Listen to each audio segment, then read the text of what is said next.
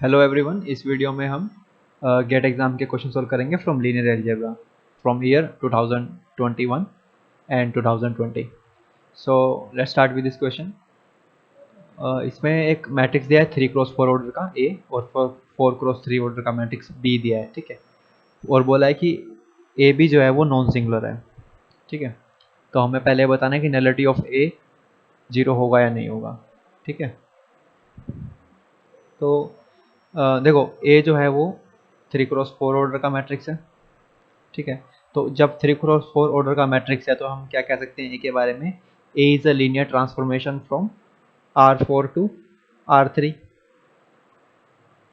ठीक है। और रैंक नलिटी थ्योरम क्या कहती है कि rank of A plus nullity of A is equals to dimension of the domain space. और डोमेन स्पेस की डायमेंशन 4 है, मतलब ये 4 होना चाहिए। अब देखो जो मैट्रिक्स है ए वो 3x4 ऑर्डर की है, मतलब कि इसमें 3 रोज हैं और 4 कॉलम्स हैं, है ना।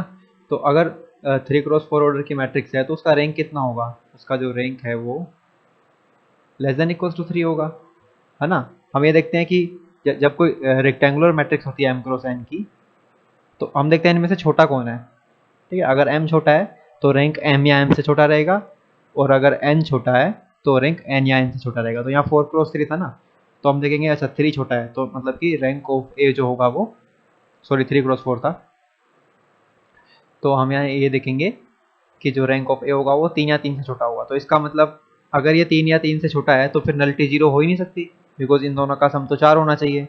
तो इसलिए नलिटी जीरो नहीं हो सकती, इसलिए पी हो गया फॉल्स, पी इज फॉल्स, ठीक है। Now B A is non singular matrix. अब देखो ए बी मैट्रिक्स और बी ए मैट्रिक्स, इन दोनों की जो नॉन जीरो आइगन वैल्यूज होती हैं वो सेम होती हैं, और मल्टीप्लिसिटी भी सेम होती है। मान लो अगर इसकी eigen value lambda equal to 2, 2 बार आ रही है, तो इसकी भी eigen value lambda equal to 2, 2 बार आएगी, ठीक है। यानी कि जो अगर नॉन जीरो आइगन वैल्यूज जो इनकी हैं वो शेयर होती हैं, सेम होती हैं, ठीक है। जीरो के बारे में हम बोल नहीं सकते। तो अब देखो ए बी जो है वो नॉन सिंगुलर मैट्रिक्स है, और ए बी का ऑर्डर क्या होगा?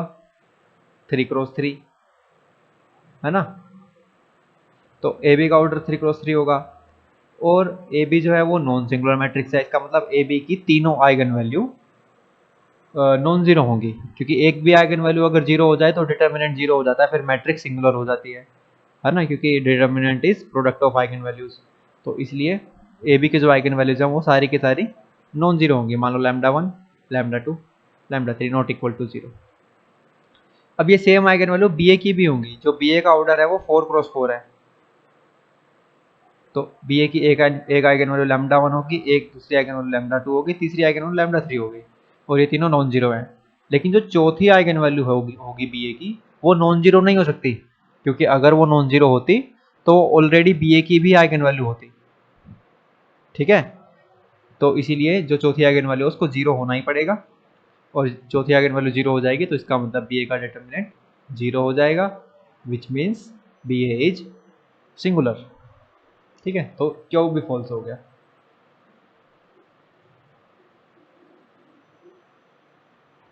ठीक है। तो दोनों ही स्टेटमेंट फॉल्स हो गए, तो इसका मतलब both P and Q are false. इस क्वेश्चन में बोला है कि R be the row reduced echelon form of 4x4 real matrix, मतलब कि आर जो है वो रो रिड्यूस्ड एक्लन फॉर्म है, ठीक है। और उसका थर्ड कॉलम ऐसा दिखता है, ठीक है। तो हमें ये दो स्टेटमेंट देके पूछा है कि विच वन इज करेक्ट। तो अब देखो आर को थोड़ा विजुलाइज करने की कोशिश करते हैं, ठीक है। अब आर का थर्ड कॉलम है ऐसा 0, 1, 0, 0, और ये रो रिड्यूस्ड एक्लन फॉर्म है, तो इसका फर्स्ट कॉलम तो फिर ऐसा होना जरूरी है, because this will come before, ठीक है। अच्छा सेकंड कॉलम के पास अब कोई चॉइस नहीं है, तो सेकंड कॉलम को यही होना पड़ेगा, है ना। If you know the definition of row reduced echelon form, तो सेकंड कॉलम को यही होना पड़ेगा। नाउ थर्ड कॉलम के पास चॉइस है, वो सॉरी फोर्थ के पास, fourth column can be all zero, ठीक है। ये हो सकता है फोर्थ कॉलम, नो इश्यू। और क्या हो सकता है फोर्थ कॉलम? ये सिमिलरली ये भी हो सकता है, द सेम थिंग, तभी भी ये रो रिड्यूस्ड एक्लन फॉर्म ही रहेगी। और ये भी हो सकता है 0 and 1, ठीक है, still it is row reduced echelon form. And the last one is 0 1 हो सकता है क्या? क्या ये रो रिड्यूस्ड एक्लन फॉर्म है? नहीं हो सकता ये, क्योंकि अगर तुम्हें ये करना है तो फिर तुम्हें ये 0 वाली जो रो है ये इसको नीचे भेजना पड़ेगा, ठीक है। तो फिर अभी मतलब कि ये रो, इसको रो रिड्यूस्ड एक्लन फॉर्म नहीं बोल सकते, तो ये तो नहीं हो सकता, मतलब यहाँ पे वन अभी नहीं आ सकता है ना, वरना इनको चेंज करना पड़ेगा फिर, वरना बाद में तब वो बनेगी row reduced echelon form. So now let's just take this इतना, ठीक है, आर को ये जूम कर लेते हैं। और अब क्या करते हैं कि इसको ना बोलते हैं कि alpha beta gamma zero solution है A X equals to zero का, ठीक है। देखो अगर A X equals to zero का solution A X equals to zero, इसका सोल्यूशन कोई है, कोई मिल रहा है, तो R X equals to zero इसका भी, अगर इसका सोल्यूशन है तो इसका भी होगा, ठीक है। होमोजीनियस में होता है सिर्फ ये, जब मतलब बराबर में जीरो है तभी ऐसा होता है बस, ठीक है, कि जो इसका सोल्यूशन होगा वो इसका भी सोल्यूशन होगा। अगर बराबर में कोई नॉन जीरो होता तब हम नहीं बोल सकते जो इसका सोल्यूशन होगा वो इसका सोल्यूशन होगा, लेकिन ये होमोजीनियस सिस्टम की बात कर रहा है, इसलिए जो इसका सोल्यूशन होगा वो इसका भी होगा। तो यहाँ पे अल्फा बीटा गामा जीरो जो है वो इसका भी सोल्यूशन होगा, है ना। तो क्या करते हैं, उसको अल्फा बीटा गामा से जीरो से मल्टीप्लाई करके जीरो के इक्वल पुट करके देखते हैं, अल्फा बीटा गामा जीरो। तो ये मल्टीप्लाई किया तो क्या आ गया, ये आ गया अल्फा और आ गया बीटा प्लस गामा, और ये हो गया जीरो जीरो जीरो जीरो। अच्छा, अगर अभी अल्फा को जीरो ले लें, बीटा को -1 ले लें और गामा को 1 ले लें, तो ये हो जाएगा जीरो जीरो जीरो, ठीक है। तो ये सेटिस्फाई कर गया।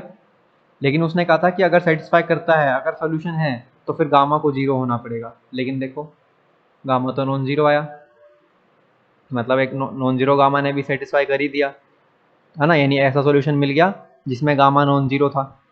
तो इसका मतलब P इज नॉट ट्रू, ठीक है, P is not true. Now for all B belongs to R4, अब ये कह रहा है कि इसका रैंक क्या हमेशा इसके रैंक के बराबर रहेगा फॉर एवरी P, ठीक है। चलो अब की बार जो रो रिड्यूस्ड एक्लन फॉर्म है उसको अज्यूम कर लेते हैं ऐसा, ठीक है। फर्स्ट कॉलम तो ऑब्वियसली यही होना पड़ेगा, सेकंड कॉलम को के पास भी कोई चॉइस नहीं है, यही होना होगा, और थर्ड कॉलम तो गिवन है दिस, एंड फोर्थ कॉलम को ऐसा ले लेते हैं, फोर्थ कॉलम को ले लेते हैं 0 0 1 0 ले लेते हैं, चलो ठीक है। और अभी हमें कोई ए भी अज्यूम करना होगा, कोई ऐसा ए अज्यूम करते हैं जिसको रो रिड्यूस करने पे ये आर आ जाए, ठीक है। तो एक सिंपल ही ले लेते हैं, इसके जैसा ही ले लेते हैं 1 0 0 0, और ये हो गया 0 1 1 0 0 1 1 0 और 0 0 0 1, ठीक है। अब इसमें अगर हम वो करते हैं, इसमें अगर हम ऑपरेशन लगाते हैं, जस्ट वेट अ मिनट,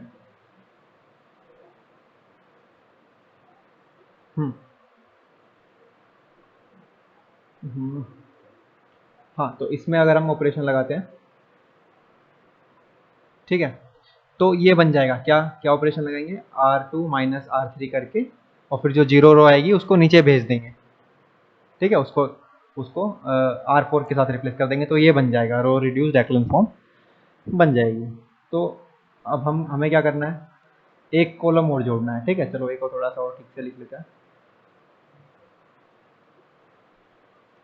तो ए में जोड़ देते हैं हम, ए था क्या, ए था 1 0 0 0 0 1 1 0 0 1 1 0 0 0 0 1, और ए में एक कॉलम और जोड़ देते हैं, लेट्स से 1 2 2 3, ठीक है। ये बी जोड़ा है हमने, ये हमने ए ऑग्यूमेंटेड बी मैट्रिक्स बनाई है, ठीक है। अच्छा, अब यहाँ पे भी इसमें भी आर ऑग्यूमेंटेड बी भी बना देते हैं, सेम कॉलम इसमें भी जोड़ देते हैं, ठीक है। इसमें भी 1 2 2 3 जोड़ दिया। अब हम ये दिखा देंगे, देखो इसका रैंक अलग है, इसका रैंक अलग है, ठीक है। तो फिर ये क्यों भी फॉल्स हो जाएगा। तो देखो इसका रैंक क्या होगा, ये तो ऑलरेडी, अच्छा ओके, इसका रैंक देखते हैं पहले। देखो ये ऑलरेडी रो एक्लन फॉर्म में है ना। लीडिंग एंट्री 1 उसके नीचे 0, लीडिंग एंट्री 1 उसके नीचे 0, लीडिंग एंट्री 1 उसके नीचे 0। That means it is already in row echelon form. और रो एक्लन फॉर्म में जब कोई मैट्रिक्स होती है तो उसका रैंक क्या होता है, नंबर ऑफ नॉन जीरो रोज। तो इसमें नंबर ऑफ नॉन जीरो रोज कितनी है, 1 2 3 4 4 है। तो इसका मतलब क्या हो गया, rank of R augmented B कितना आ गया, 4 आ गया। ठीक है, rank of R augmented B ये आ गया 4। और हम निकाल रहे हैं rank of A augmented B. ठीक है, इसका निकालेंगे। तो इसमें देखो, अगर इस वाली रो में से ये वाली रो माइनस कर दूँ, यानी R2 माइनस R3 कर दूँ, तो एक रो जीरो हो जाएगी। और फिर उस जीरो वाली रो को नीचे भेज देंगे और फिर वो रो एक्लन फॉर्म बन जाएगी। और फिर उस रो एक्लन फॉर्म में जब number of non zeros count करेंगे तो 3 मिलेगा। तो इसका रैंक 3 आ जाएगा। ठीक है, तो ये तो बराबर नहीं है ना। तो ऐसा एग्जाम्पल मिल गया जिसमें ये रैंक बराबर नहीं है, तो इसलिए क्यू भी फॉल्स स्टेटमेंट है। ठीक है, तो हैंस बोथ पी एंड के हुआ फॉल्स। इस क्वेश्चन में देखो हमें रैंक ऑफ टी पूछा है और कुछ इन्फॉर्मेशन गिवन है। ठीक है, तो हम ये देख सकते हैं देखो कि जो टी स्क्वायर ऑफ 111 है वो 111 है, और टी स्क्वायर ऑफ 112 भी 111 है। मतलब कि दो अलग अलग एलिमेंट एक सेम एलिमेंट पे मैप हो गए, मतलब कि दो एलिमेंट एक सेम एलिमेंट में हो गए। इसका क्या मतलब है कि टी स्क्वायर जो है वो 11 नहीं है, टी स्क्वायर इज नॉट 11। इसका क्या मतलब हुआ, that T square is singular. ठीक है, सिंगुलर मतलब ये भी कह सकते हो कि टी स्क्वायर की जो मैट्रिक रिप्रेजेंटेशन होगी उसका डिटर्मिनेंट 0 होगा। मतलब कि टी स्क्वायर की जो मैट्रिक रिप्रेजेंटेशन होगी जब उसकी रो एक्लन फॉर्म करोगे तो उसमें कम से कम एक जीरो रो होगी। ठीक है, कम से कम एक जीरो रो होगी। कम से कम एक रो जीरो होगी का क्या मतलब है, क्योंकि डिटर्मिनेंट तो तभी जीरो होगा ना। तो और कम से कम एक रो जीरो होगी, इसका क्या मतलब है कि जो टी स्क्वायर का रैंक है वो 3 नहीं हो सकता, 3 से कम ही होगा। ठीक है, तो rank of T square is less then 3, या फिर लेस देन 3 की जगह लेस देन इक्वल टू 2 भी बोल सकते हो। ठीक है, अच्छा अब टी स्क्वायर की रेंज निकालने की कोशिश करते हैं। देखो टी स्क्वायर में हमें एक एलिमेंट तो पता चल गया है ना, 111, यानी कि जो रेंज ऑफ टी अगर इकट्ठा करें, range of T is span by एक तो हमें पता है कि 111 जाता है इसके अंदर। अच्छा, एक एलिमेंट और जा सकता है ना, क्योंकि मैक्सिमम 2 ही जा सकते हैं। क्योंकि इसका जो रेंज रेंज असल में क्या है, इसकी बेसिस ही तो मतलब इसकी डायमेंशन ही तो होती है रेंज स्पेस की। तो इसकी डायमेंशन मैक्सिमम 2 हो सकती है। तो इसके बेसिस में मैक्सिमम 2 ही एलिमेंट जा सकते हैं, या तो हो सकता है बस यही हो या फिर एक एलिमेंट और आ जाए। चलो अब इसको उठाते हैं, इस पे दोनों तरफ टी लगाते हैं, तो ये बन जाएगा T square of 111 is equal to T of 1 minus 1 1। ठीक है, अब टी स्क्वायर 111 क्या है, वो तो 111 ही है, तो ये इतना रह जाएगा। ठीक है, और अब फिर से दोनों साइड टी लगा लेते हैं, तो यहाँ पे टी और यहाँ पे टी स्क्वायर हो जाएगा। तो टी ऑफ 111 क्या आ जाएगा, वापस से 1 माइनस 1 1 आ जाएगा, 1 माइनस 1 1। तो देखो एक एलिमेंट और मिल गया जो टी स्क्वायर की रेंज में जा रहा है ना, 1 माइनस 1 1 एक और मिल गया। और ये दोनों इंडिपेंडेंट है ना। डिपेंडेंट तो 1 1 1 जैसे मिला है तो 2 2 2 भी जाएगा, लेकिन वो नहीं चाहिए हमें, ये तो डिपेंडेंट हो जाएगा। हम इंडिपेंडेंट इकट्ठे कर रहे हैं, हम बेसिस बनाने का ट्राई कर रहे हैं। तो ये बेसिस बन गई रेंज स्पेस की, और बेसिस ये बन गई, इसका मतलब टी स्क्वायर का जो रैंक है वो nothing but the dimension number of element in the basis, तो ये 2 हो जाएगा। ये पूरा का पूरा 2 हो गया। ठीक है, अब हमें टी स्क्वायर की रैंक का रैंक पता है और टी का रैंक हमें बताना है। ठीक है, अच्छा अब एक थ्योरम होती है कि rank of A B is less than equals to minimum of rank of A rank of B. ठीक है, सेम चीज यहाँ पे अप्लाई करके सेम चीज यहाँ पे अप्लाई करने की कोशिश करते हैं। ठीक है, so that means rank of T square which is 2 is less than equals to minimum of rank of A और rank of T comma rank of T. ये हो गया, इसका मतलब हो गया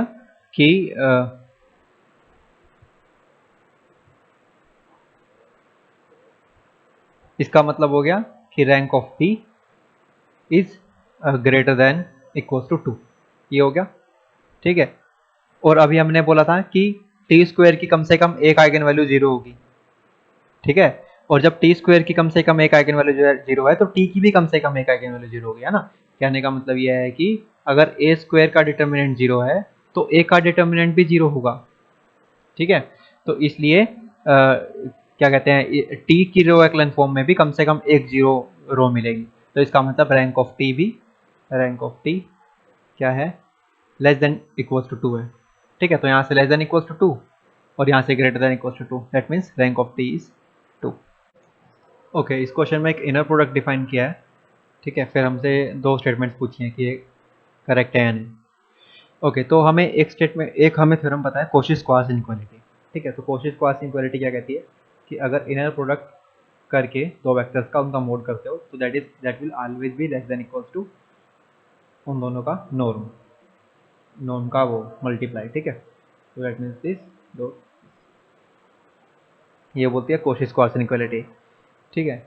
और अभी हम एक इक्वेशन खुद डिराइव कर सकते हैं, जैसे कि यू का नॉर्म जैसे माइनस वी का नॉर्म, और इसका स्क्वायर करें अगर, तो ये क्या बनेगा, ये दोनों रियल नंबर हैं तो स्क्वायर कैसे होगा, ए square plus B square minus 2ab, है ना। तो इसका स्क्वायर प्लस इसका square and minus 2ab minus 2 you Nom we नॉम, और ये तो स्क्वायर था तो ग्रेटर देन इक्वल टू 0, ठीक है। अब इससे क्या पता चल जाएगा, अगर मैं इसको एक साइड रखूं उन दोनों को वहां भेज दूं तो मेरे को ये मिल जाएगा कि u का नॉर्म इंटू वी का नॉर्म, साइन चेंज करूंगा तो इनइक्वालिटी भी चेंज हो जाएगी, is less than equal to 1/2 क्या बन जाएगा, हाँ 1/2 you Nom we Nom, 1/2 you Nom we Nom, we नॉम का स्क्वायर वी नॉम का स्क्वायर, ये हो जाएगा ना। तो अब देखो इसको भी इस्तेमाल कर सकते हैं, ठीक है। देखो इसको और इन दोनों इक्वेशन को यूज कर सकते हैं, क्योंकि ये तो ऑलरेडी क्या कहते हैं बड़ा है इससे, है ना। तो यहाँ पे मैं इसको ऐसे लिख सकता हूँ, दिस यू कॉमा वी का inner product is less than equal to, तो अब ये इससे लेस है और ये इससे लेस है, तो इसका मतलब ये इससे लेस है ना। ये हो जाएगा u और v का inner product, sorry u comma v का inner product is less than equals to 1/2। अब देखो u नॉर्म स्क्वायर को ये लिख सकते हैं, u के साथ u का इनर प्रोडक्ट लिख सकते हैं, कोई दिक्कत नहीं है, ठीक है। प्लस अब v नॉर्म स्क्वायर को प्लस आएगा यहाँ पे, v नॉर्म स्क्वायर को वो लिख सकते हैं v के साथ v का इनर प्रोडक्ट, ठीक है। So that means p is true, p true हो जाएगी, ठीक है। तो now let's come to the q part. Q में बोल रहा है अगर ये इक्वेशन होल्ड करती है for every v then u को 0 होना पड़ेगा, ठीक है। देख लेते हैं, u और v का इनर प्रोडक्ट लिया is equal to 2u minus v, ठीक है। अब इनर प्रोडक्ट की प्रॉपर्टी से ये 2 बाहर आ सकता है, ठीक है। और ये हो जाएगा u कॉमा, ये -1 भी बाहर आ सकता है, माइनस माइनस इधर हो जाएगा, -1 का कॉन्जुगेट बाहर आएगा तो -1 ही जाएगा क्योंकि रियल नंबर है, तो ये ऐसा बन जाएगा, ठीक है। इसका क्या मतलब हुआ, उधर जाके क्या हो जाएगा, 3ub इज इक्वल टू 0, इसका मतलब u इंटू वी 0 है, मतलब u और v का इनर प्रोडक्ट 0 है। अगर ये सिर्फ इतना ही होता ना तब हम बोल देते हैं कि भाई जरूरी नहीं है u 0 हो, क्योंकि u और v ऑर्थोगोनल भी तो हो सकते हैं, अगर u और v ऑर्थोगोनल है तो इनर प्रोडक्ट 0 आएगी। लेकिन वो कह रहा है ये हर v के लिए ट्रू है, this is true for every v, और अगर ये फॉर एवरी v ट्रू है तो ये v इक्वल्स टू u के लिए भी ट्रू होगा, तो फिर उस केस में तो u इंटू यू, इसका इनर प्रोडक्ट भी 0 हो जाएगा, उस केस में u का नॉर्म 0 हो जाएगा, है ना। और u का नॉर्म 0 हो गया, इसका मतलब किसी एलिमेंट का नॉर्म ही 0 होगा, इसका मतलब वो एलिमेंट खुद 0 है, नॉर्म की प्रॉपर्टी से। नॉर्म तभी 0 होती है जब वो एलिमेंट ही 0 हो और कोई चॉइस नहीं है, तो इसलिए Q is also true. Okay, so both P and Q are true. इस क्वेश्चन में हमें एक स्क्वायर मैट्रिक्स गिवन है और उसका कैरेक्टरिस्टिक पॉलिनोमियल हमें दिया हुआ है, ठीक है, और कुछ इन्फॉर्मेशन दी हुई है। अच्छा, हमें एक बात पता है कि देखो जो रैंक ऑफ ए होता है वो हमेशा greater than equals to rank of A square होता है, और similarly greater than equals to rank of A cube होता है, ठीक है। लेकिन देखो यहाँ हम देखेंगे ध्यान से, तो जो ए क्यूब का रैंक है वो स्ट्रिक्टली ग्रेटर हो गया, ठीक है। ए क्यूब का रैंक स्ट्रिक्टली ग्रेटर होगा, जबकि ऐसा हो ही नहीं सकता, क्योंकि जो रैंक ऑफ ए स्क्वायर है वो लेस देन वो ग्रेटर देन इक्वल्स टू होता है रैंक ऑफ ए क्यूब के, है ना, या तो इक्वल होगा या ग्रेटर होगा। ये ए क्यूब का रैंक तो स्ट्रिक्टली ग्रेटर हो ही नहीं सकता, है ना, तो ये स्टेटमेंट ही गलत है, तो इसलिए क्वेश्चन ये गलत है, तो we are not going to solve this. इस क्वेश्चन में ये वेक्टर स्पेस दिया हुआ है of all polynomials of degree at most 2, ठीक है, इसको P2 से भी डिनोट करते हैं, ठीक है, इसमें सभी पॉलिनोमियल्स हैं ऑफ डिग्री 2, और इसकी जो बेसिस होती है, स्टैंडर्ड बेसिस जो होती है वो होती है 1x(x²), ठीक है, ये इसकी स्टैंडर्ड बेसिस है। और एक ट्रांसफॉर्मेशन दिया है फिर from t from v to v, है ना, और ये ट्रांसफॉर्मेशन इस तरह से डिफाइन किया है। देन वो पूछ रहा है कि the sum of eigen values of t is, अच्छा, सम ऑफ आइगन वैल्यूज क्या होता है, ट्रेस होता है, ठीक है ना, the trace is sum of eigen values. तो अगर हम ये मैट्रिक्स जो लीनियर ट्रांसफॉर्मेशन की जो मैट्रिक्स है वो बना लें और फिर उसके डायगोनल एलिमेंट्स जोड़ दें, तो that will be the sum of eigen values, ठीक है। तो हम मैट्रिक्स बनाने की कोशिश करते हैं, उसके लिए हम क्या करते हैं, जब भी हमें लीनियर ट्रांसफॉर्मेशन की मैट्रिक्स चाहिए होती है तो हम बेसिस की इमेज फाइंड करते हैं, ठीक है, बेसिस के एलिमेंट्स की। तो हम टी ऑफ 1 फाइंड करेंगे। अब टी ऑफ 1 बोल रहा है पी ऑफ 0।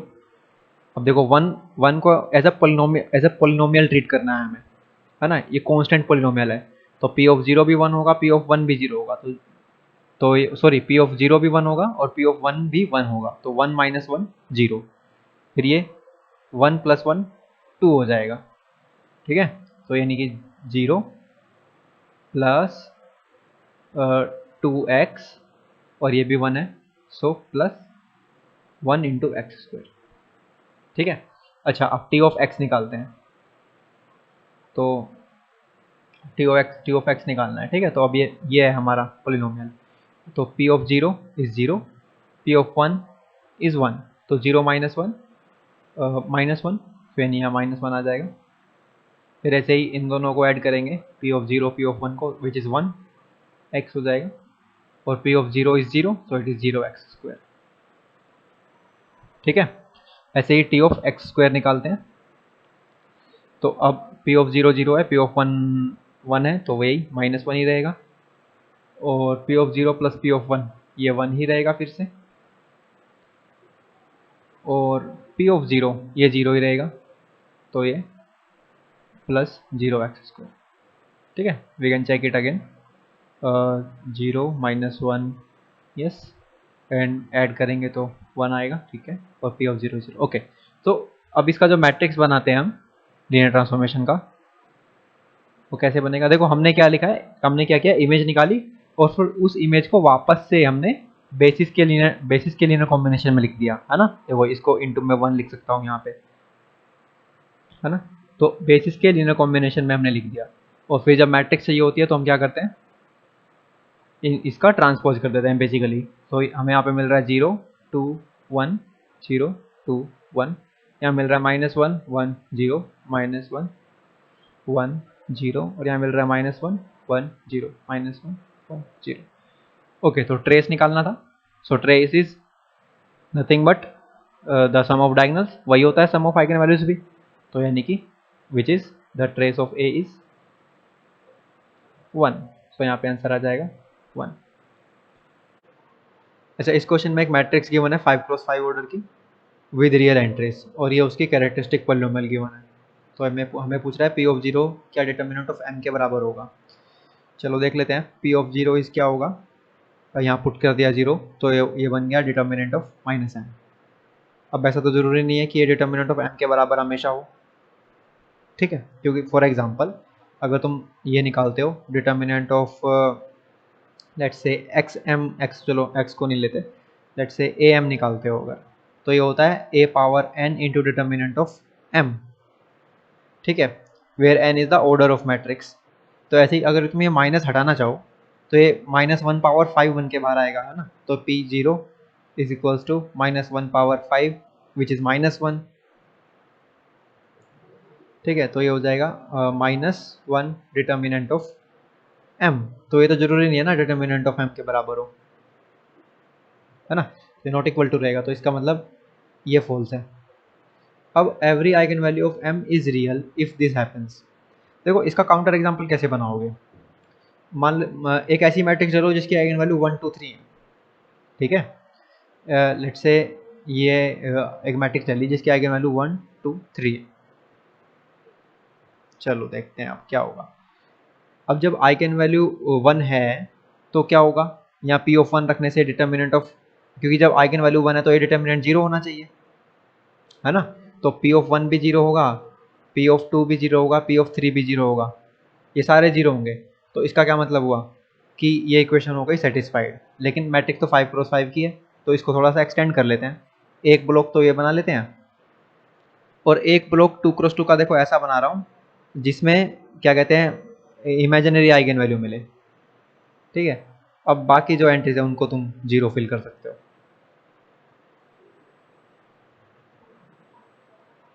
अब ये 5 क्रॉस 5 की एक मैट्रिक्स बन गई जिसकी आइगन वैल्यूज हैं 1 2 3 आई माइनस आई, ठीक है।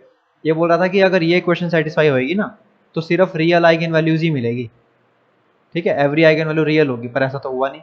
इक्वेशन भी सेटिस्फाई हो गई और सारी आइगन वैल्यूज रियल भी नहीं है, तो इसलिए बी भी गलत हो गया। अच्छा, अब m inverse necessarily A polynomial in m of degree 4। Okay, अगर m इन्वर्टिबल है तो चलो जो कैरेक्टरिस्टिक पोलिनोमियल है ना उसको मान लेते हैं कि ये इस टाइप से है p ऑफ x। अब 5 क्रॉस 5 की मैट्रिक्स है तो कैरेक्टरिस्टिक पोलिनोमियल 5 डिग्री की होगी, है ना। तो a5x power 5 plus a4x power 4 plus a3x cube plus a2x square plus a1x plus a note, ठीक है। अब कैलिमिनेटिव थ्योरम क्या बोलती है कि क्या कहते हैं जो मैट्रिक्स होती है वो अपनी कैरेक्टरिस्टिक पोलिनोमियल को सेटिस्फाई करती है। इसका क्या मतलब हुआ कि अपनी कैरेक्टरिस्टिक इक्वेशन को सेटिस्फाई करती है बेसिकली, यानी इक्वल्स टू 0 को सेटिस्फाई करती है। तो क्या हो जाएगा, यहाँ पे हम x को मैट्रिक्स से रिप्लेस कर सकते हैं। ये हो जाएगा a5m power 5 plus a4m power 4, एक मिनट,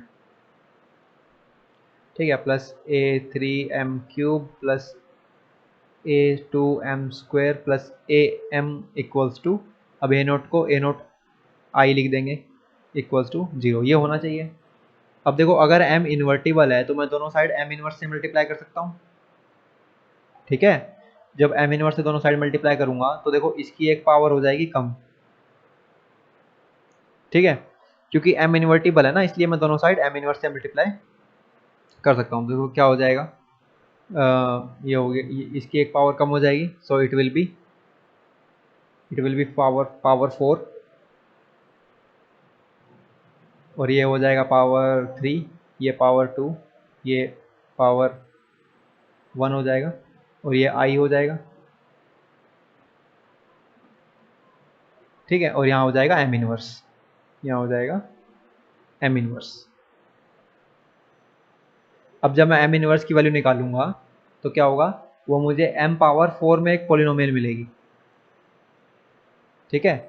क्या मिलेगी, m पावर 4 में पोलिनोमियल मिलेगी।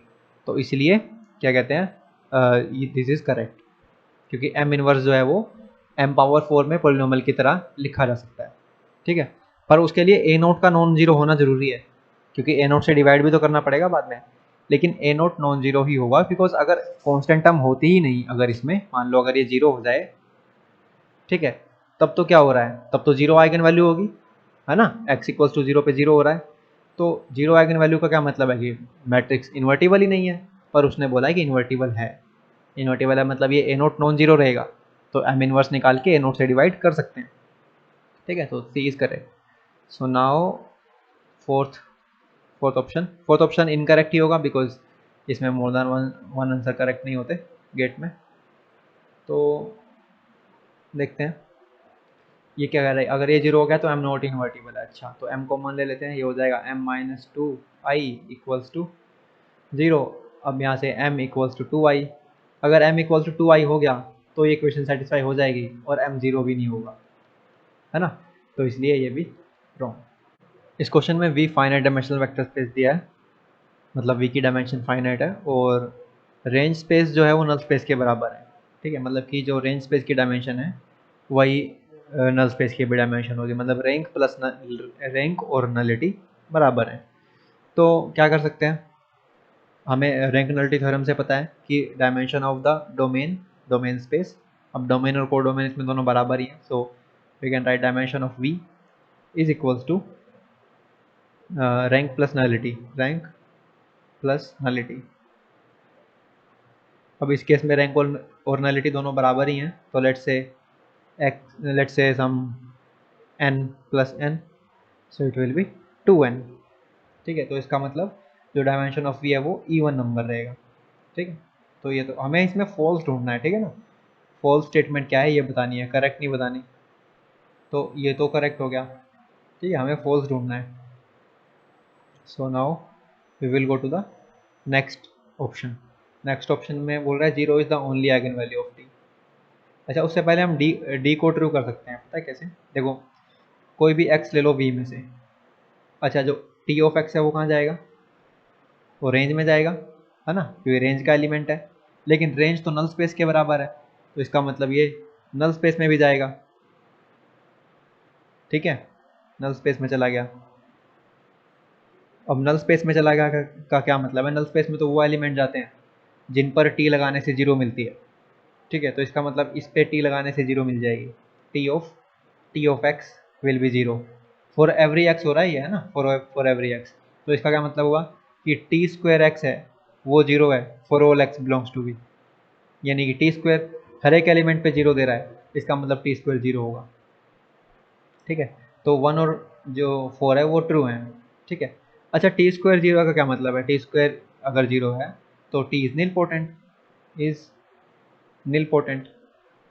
नील पोटेंट की क्या डेफिनेशन होती है कि अगर कोई k मिल जाए तुम्हें greater than 0 such that T power k 0 हो जाए, तब हम बोलते हैं कि t is nilpotent with index k।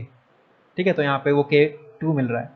और नील पोटेंट मैट्रिक्स की खासियत है कि उसकी ओनली आइगन वैल्यू 0 ही हो सकती है, 0 के अलावा और कोई आइगन वैल्यू हो ही नहीं सकती नील पोटेंट मैट्रिक्स की। ठीक है, तो इसका क्या मतलब हुआ? इससे हमें पता चल गया कि बी भी करेक्ट है क्योंकि 0 is the only eigen value of T, and C हो गया फॉल्स, और हमें फॉल्स ही ढूंढना था। ठीक है, तो ये हमें फॉल्स ढूंढना था वो ये रहा। इस क्वेश्चन में हमें एक रेक्टेंगुलर मैट्रिक्स गिवन है विद रियल एंट्रीज, और ये दो स्टेटमेंट्स गिवन है, we have to check them. So first one is saying कि एक्स पी वाई अगर 0 है for all x and y then p is 0। तो एक्स कोई रो वेक्टर होगा, रो मैट्रिक्स होगी बिकॉज 1 क्रॉस एम से आ रही है। पी कोई बीच में मैट्रिक्स है एम क्रॉस एन की, और वाई कोई कॉलम वेक्टर है। ठीक है, then this is 0 for all x y. ठीक है, अब x को मैं क्या ले सकता हूँ? 0 0, और क्योंकि for all x y true है ना ये, तो मैं x को कुछ भी ले सकता हूँ। तो यहाँ पे मैंने 1 ले लिया, 0 0 एंड सो ऑन, है ना, सब जगह 0 लिया, बस यहाँ जेथ प्लेस पे 1 लिया। ठीक है, जेथ प्लेस पे, और यहाँ पे भी मैं हर सब जगह 0 ले रहा हूँ, और ith प्लेस पे 1 ले रहा हूँ। ठीक है, ith प्लेस। तो ये जो प्रोडक्ट है ना ये मिलेगी पी आई जे। ठीक है, पी आई जे यानी इस मैट्रिक्स में जो पी आई जे पे जो एंट्री बैठी हुई है वो मिलेगी। तो दैट इज 0 फॉर, क्योंकि हर एक एक्स वाई के लिए ट्रू था, that means it is 0 for all J between 1 to m, for all J between 1 to m, and for all I between 1 to n। तो इसका मतलब ये पूरी की पूरी मैट्रिक्स ही 0 है। ठीक है, this implies that p is 0, सो 1 हो गया ट्रू। सेकंड में बोल रहा है if m is equals to n and p is symmetric then and p is equals to 0 then p is 0। तो देखो p सिमेट्रिक है अगर, तो इससे क्या पता चलता है कि p is डायगोनलाइजेबल, है ना। Every symmetric matrix with real entries is always diagonalisable. ठीक है, और p स्क्वायर 0 है, यहाँ से क्या पता चला? p is nilpotent, p is nilpotent. ठीक है, तो अब देखो only zero nilpotent matrix are diagonalizable. ठीक है, अगर नॉन जीरो निलपोटेंट मैट्रिक्स है then it is never diagonalizable.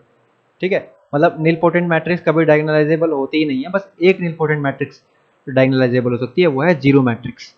ठीक है, तो इसका मतलब p has to be 0, so ये भी ट्रू हो जाएगा। So finally both 1 and 2 are true. इस क्वेश्चन में V कोई फाइनाइट डायमेंशनल वेक्टर स्पेस दिया है और इसके 3 सब स्पेसेस दिए हुए हैं, ठीक है। तो फर्स्ट ऑप्शन को देखते हैं सबसे पहले। फर्स्ट ऑप्शन बोल रहा है W1 plus W2 plus W3 अगर V के बराबर है तो क्या ये जो गिवन सेट है क्या वो भी V के बराबर होगा, ठीक है। अब इसका काउंटर एग्जाम्पल बनाने का कोशिश करते हैं ना। तो लेट्स से V is equals to R3, ठीक है। अब क्या करते हैं, W1 को ले लेते हैं स्पैन ऑफ 1 0 0, ठीक है, और W2 को ले लेते हैं स्पैन ऑफ 0 1 0, और W3 को ले लेते हैं स्पैन ऑफ 0 0 1, ठीक है। अच्छा कहाँ गया, हाँ, span of W union W2 यानी W1 यूनियन W2, इसके यूनियन में कैसे एलिमेंट आएंगे, मतलब कि इस सेट में कैसे एलिमेंट होंगे। इस सेट में वो वाले सारे के सारे एलिमेंट होंगे जिनका z कोऑर्डिनेट 0 है, ठीक है। यानी कि इस सेट में एलिमेंट होंगे उस तरह के जिसमें z कोऑर्डिनेट 0 रहता है, ये और भी कुछ भी हो सकते हैं, ठीक है। अब इस सेट में किस टाइप के एलिमेंट होंगे, इस सेट में उस टाइप के एलिमेंट होंगे जिनमें x कोऑर्डिनेट 0 रहता है, ठीक है। इसको कुछ और लिख लेते हैं, इस टाइप के एलिमेंट होंगे। और इसमें किस टाइप के एलिमेंट होंगे, इसमें उस टाइप के एलिमेंट होंगे जिसमें y कोऑर्डिनेट 0 रहता है, ठीक है। तो देखो ये इस कलेक्शन है इस टाइप के एलिमेंट्स की, ये कलेक्शन है इस टाइप के एलिमेंट्स की, और ये कलेक्शन है इस टाइप के एलिमेंट्स की। तो ये बताओ 1 1 1 जा सकता है इसमें कहीं, क्योंकि 1 1 1 देखो ना तो इसमें जाएगा, ना इसमें जाएगा, ना इसमें जाएगा, और तीनों में से किसी में नहीं जाएगा, तो फिर यूनियन में भी नहीं जाएगा। लेकिन 1 1 1 वी में तो था, तो इसलिए ये बराबर नहीं है, ठीक है। ऐसा हमें एक काउंटर एग्जाम्पल मिल गया, ओके। तो मतलब ये तो है गलत। अब देखते हैं ऑप्शन बी को। ऑप्शन बी में ये कंडीशन गिवन है, ठीक है, और फिर पूछा है कि ये इक्वल टू 0 होगा या नहीं। यहाँ पे 0 से जो मतलब है वो 0 एलिमेंट से है, ठीक है। 0 मतलब 0 एलिमेंट ऑफ दैट स्पेस, ठीक है। अब यहाँ पे v को R2 मान लेते हैं। अच्छा, जैसे हम R2 मान रहे हैं ना, तो यहाँ पे 0 का मतलब R2 की 0 से है, 0,0 से, ठीक है। तो v को हमने R2 मान लिया। Now let's take the condition, ठीक है। अच्छा, W1 को मान लेते हैं स्पैन ऑफ 1,1, इस एलिमेंट का स्पैन एक ही एलिमेंट से, ठीक है। W2 को मान लेते हैं स्पैन ऑफ 1,0, और W3 को मान लेते हैं स्पैन ऑफ 0,1, ठीक है। अब देखो W1 इंटरसेक्शन W2 क्या होगा, उसमें सिर्फ 0 एलिमेंट ही जाएगा, है ना। क्योंकि इसके स्पेन में कैसे एलिमेंट होंगे, A,0 टाइप के, इसके स्पेन में कैसे एलिमेंट होंगे A,A टाइप के। तो ऐसा एलिमेंट जो दोनों में ही चला जाए वो 0,0 ही हो सकता है, ठीक है। तो इसलिए इसमें 0 जा रहा है, मतलब फर्स्ट कंडीशन सेटिस्फाई हो गई, ये 0 है मतलब। और सेकंड कह रहा है W1 इंटरसेक्शन W3, इसमें भी सेम वजह से W1 इंटरसेक्शन W3 जो आएगा वो सिंगल ये हो जाएगा। यहाँ पे 0 का मतलब 0,0 से है ना, मतलब 0 मतलब उस स्पेस की 0, ठीक है। ओके, ये हो गया। देखो ये दोनों कंडीशन सेटिस्फाई हो गई, ये भी हो गई, ये भी हो गई। लेकिन क्या ये 0 आ रहा है, इसको देखते हैं ज़रा। अच्छा, W2 प्लस W3 कैसा होगा, W2 प्लस W3 कैसा होगा, W2 प्लस W3, इसकी डेफिनेशन क्या होती है कि एक एलिमेंट W1 से एक एलिमेंट W3 से ऐड करना है। तो वो तो इस टाइप का होगा ना फिर, A,B टाइप का, क्योंकि देखो एक एलिमेंट उठाया W1 से, सॉरी W2 से, तो वो हो जा रहा है A,0 टाइप का, प्लस एक एलिमेंट उठाया वहाँ से, तो वो हो जा रहा है 0,B टाइप का। तो फिर क्या बन गया ये तो वो बन गया ना, A,B टाइप के एलिमेंट्स आ गए इसमें सारे के सारे, ठीक है। और फिर इसकी इंटरसेक्शन करनी है W1 से, ठीक है। W1 से जब इंटरसेक्शन करेंगे तो W1 में तो खुद ही A,B टाइप के एलिमेंट है। तो ये जो इंटरसेक्शन है, लेट्स क्लियर इट। तो ये जो इंटरसेक्शन है W1 intersection W2 plus W3, ये खुद W1 ही आ जाएगी, 0 नहीं आएगी। क्योंकि इसमें भी उसी टाइप का एलिमेंट है, इसमें भी उसी टाइप का एलिमेंट है, तो इसलिए ऐसा काउंटर एग्जांपल मिल गया जहाँ पे ये दोनों कंडीशन सेटिस्फाई हो रही है बट ये नहीं हो रही फिर भी, इसलिए ये भी फॉल्स हो गया, तो ये दोनों फॉल्स हैं। Now let's see W1 plus W2 is equal to W1 plus W3, ये बोल दिया इसने, तो क्या ये बराबर होंगे? देखो ये डायरेक्ट कर सकते हो तुम, क्या करो W1 को V एज्यूम कर लो, ठीक है। अब क्या होगा कि W1 प्लस W2 क्या हो जाएगा, फिर V हो जाएगा, एंड W1 प्लस W3, क्योंकि V तो सबसे बड़ा है ना, सब V में से ही सब स्पेस आ रहे हैं, तो ये भी V हो जाएगा, तो मतलब ये दोनों बराबर हो गए। लेकिन अब W1 को कुछ भी ले सकते हो, W3 को कुछ भी ले सकते हो, अलग अलग भी ले सकते हो, ये तो फिर भी V ही आना था क्योंकि ये V है ना, तो इनका बराबर होना कोई ज़रूरी नहीं है, तो इसलिए ये भी फॉल्स हो जाएगा। So this implies option A, B and C are incorrect, hence D is right. इस क्वेश्चन में एक लीनियर ट्रांसफॉर्मेशन गिवन है फ्रॉम R4 टू RX और कुछ एलिमेंट्स की इमेज गिवन है, ठीक है। RX क्या है? Set of all polynomials with real coefficients, ठीक है। और फिर इस एलिमेंट की जो इमेज होगी उसमें x पावर 4 का जो कोफिशिएंट है वो हमें बताना है, ठीक है। तो हम कोशिश करते हैं इस एलिमेंट की इमेज फाइंड करने का, so that we can tell the coefficient of x power 4। Now क्योंकि हमें देखो इन एलिमेंट्स की इमेज पता है और कुछ नहीं पता, इसके अलावा फंक्शन के बारे में और कुछ नहीं पता, सिर्फ यही पता है ना, तो हम कोशिश करेंगे कि इस एलिमेंट को बाकी के 3 एलिमेंट के लीनियर कॉम्बिनेशन में अगर हम लिख पाते हैं, क्योंकि उनकी इमेज तो हमें पता है ना।